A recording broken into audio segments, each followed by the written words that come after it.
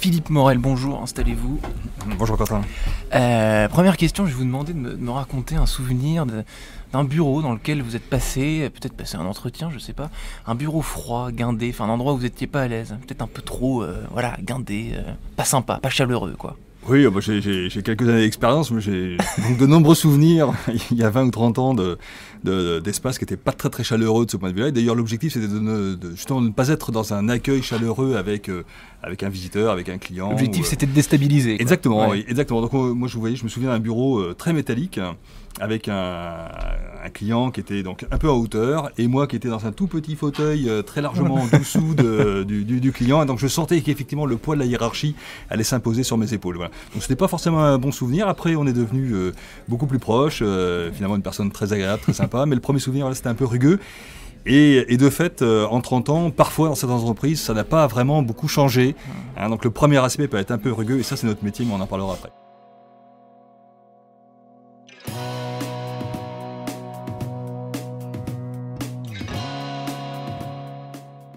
Bonjour à tous et bienvenue au Talk Dessineur du Figaro. Aujourd'hui, Philippe Morel est mon invité. Il a fondé Dynamic Workplace qui entend réinventer le siège social. Réinventer le siège social, c'est beau, c'est une belle expression, mais qu'est-ce qu'il y a derrière exactement? C'est quoi le problème avec les sièges sociaux? Le problème, il est multiple, mais il y a deux principaux problèmes. C'est que d'une part, vous avez, avec l'environnement digital, l'ensemble de nos outils, une capacité aujourd'hui de travailler un peu partout.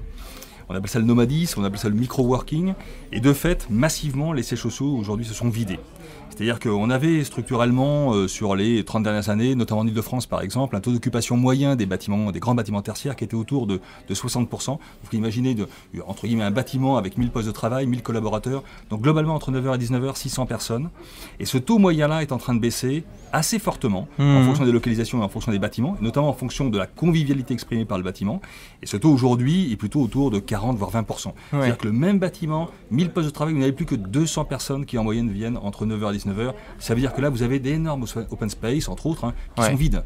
Ouais, et si une entreprise, si un bâtiment est vide, l'entreprise s'arrête. Donc réinventer le siège social, ça veut dire en gros le remplir à nouveau, que les gens y reviennent, et ils vont y revenir parce qu'il va devenir plus chaleureux en gros. Exactement, parce qu'effectivement il y a 30 ans c'était un peu une imposition, la hiérarchie s'imposait, donc là vous n'aviez pas tellement le choix pour revenir sur la question première, alors qu'aujourd'hui l'entreprise est plus horizontale, il y a un management qui est plus autonome, et donc du coup les collaborateurs, si c'est pas sympa, s'ils sentent que le siège social, entre autres, est dans une atmosphère un peu corrosive, pour pas dire extrêmement politique, etc. Enfin bref, pas toujours bienveillante.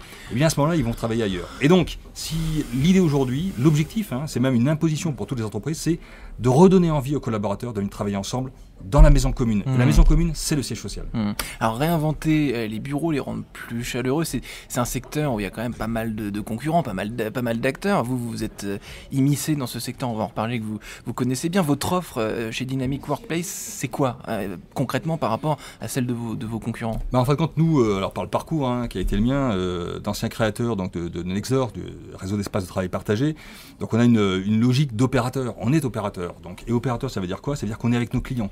À l'époque de Nextdoor, 5000 clients, 10 sites, donc on vit, moi j'avais pas de bureau, je vivais avec l'ensemble de mes clients, parfois en cravate comme aujourd'hui, parfois sans cravate, il fallait effectivement s'adapter, on s'adaptait en permanence aux clients, et ça nous a donné un caractère pragmatique finalement dans l'intégration de ces nouveaux modes de travail, dans des bâtiments extrêmement serviciels, extrêmement animés, ouverts 24 heures sur 24, 365 jours par an, et donc on a commencé à transposer cet univers-là, ces atmosphères, ces efficiences aussi du bâtiment, pour les collaborateurs. On l'a fait pour le groupe TF1, sur les 30 000 m², 3000 collaborateurs. Et là, on le développe aujourd'hui pour le groupe Vinci, par exemple, pour son nouveau siège social, Archipel, à Nanterre. On travaille beaucoup aussi avec le groupe Auchan pour l'un de ses sièges sociaux à Villeneuve-d'Ascq, pour la Maïf Massif, etc. Donc là, on voit bien qu'il faut intégrer, il faut adapter, en fonction de l'entreprise aussi, de sa culture, de son ADN, en fonction des qualités du bâtiment, adapter tout cela et faire en sorte que, encore une fois, les collaborateurs aient envie de revenir travailler. On voit que vous connaissez bien ce secteur, Philippe Morel, et pour cause, donc vous l'avez dit en 2014, vous aviez cofondé Nextdoor, sauf que Nextdoor, c'était un peu votre boîte aussi, mais c'était chez Bouygues. Aujourd'hui, Bouygues, c'est fini, là, il n'y a plus de Bouygues dans votre nouvelle histoire. C'est la vie. Donc effectivement, en 2014, moi j'étais l'un des directeurs généraux de Bouygues Immobilier. sur la partie logement, donc rien à voir d'ailleurs avec l'environnement B2B, le tertiaire, etc. Accessoirement d'ailleurs j'y connaissais rien, mais voilà, ça me passionnait, ça m'intéressait, et donc un des éléments clés qui nous a amené à créer Nextdoor, c'est quand on s'est rendu compte que par exemple sur l'environnement ici les Moulineaux, Boulogne-Meudon, 10 000 entreprises de moins de 10 personnes n'arrivaient pas à se loger. Quand vous avez 10 000 entreprises de moins de 10 personnes qui n'arrivent pas à se loger, vous avez des problématiques d'emploi, des problématiques d'entreprises qui n'arrivent pas à grandir, etc. etc. Ouais. Et donc, voilà, on est venu sur le sujet. J'ai créé en tant qu'intrapreneur Nextdoor. Nextdoor est une entreprise indépendante avec un actionnaire unique et bienveillant. Et ça s'est effectivement très très bien passé. Après, on a ouvert, et c'était d'ailleurs l'un de mes objectifs, ouvert le capital pour pouvoir accélérer sa croissance et intégrer donc un industriel. Également extrêmement présent dans l'hospitalité, également extrêmement présent aussi dans l'univers forcément de l'hôtel, donc avec le groupe Accor, pour élargir un peu le spectre, le réseau et le spectre et la capacité de Nextdoor à se déployer à l'international. Voilà.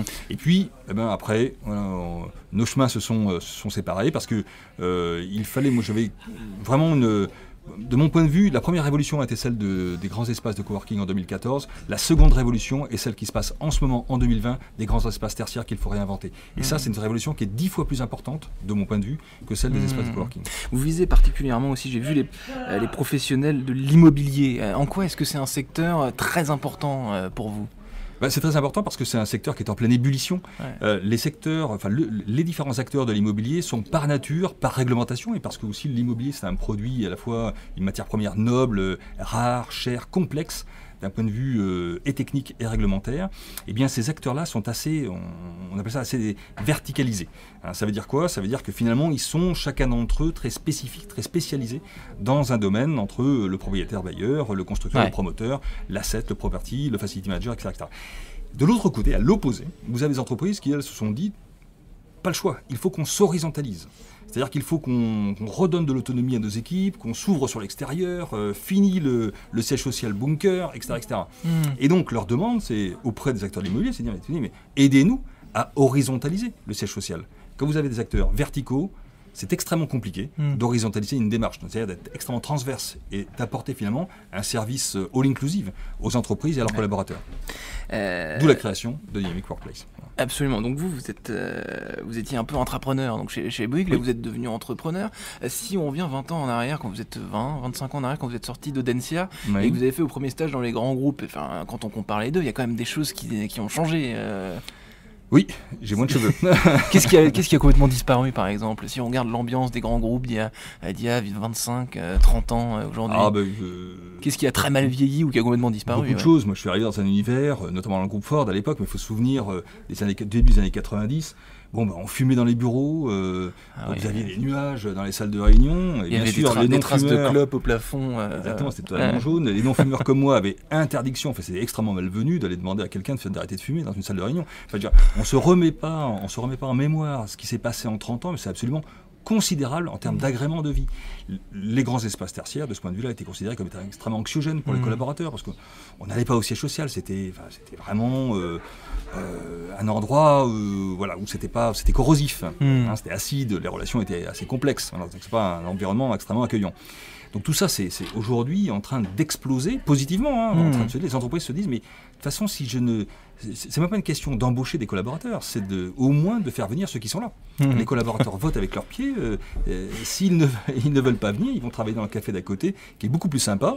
Eh bien, ils ne se voient plus, ou moins. Encore une fois, l'entreprise ralentit, s'arrête. Donc on a beaucoup à apprendre. Les entreprises ont beaucoup à apprendre de la chaleur et du confort du café d'à côté. Si Exactement. Je vous écoute bien. Exactement. Stratégie café. Merci Philippe Morel. Merci beaucoup.